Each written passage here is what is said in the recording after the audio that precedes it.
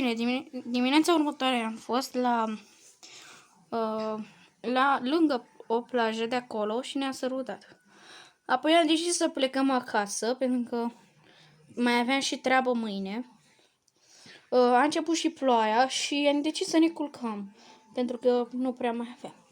Din fericire sau din nefericire, am dormit prea mult și ne-am trezit dimineața următoare. Apoi am mers pe câmp cu animalele.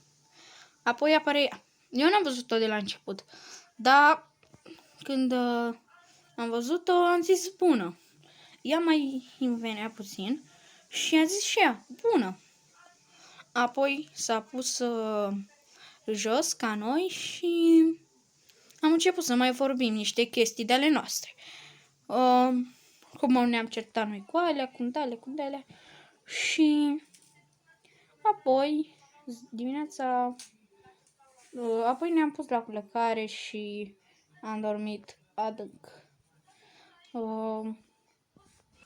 Bine, dimineața următoare am dus-o la o masă romantică pregătită de Vali și Vlad. Acolo am mâncat pepene, popcorn și tot ce mai se putea.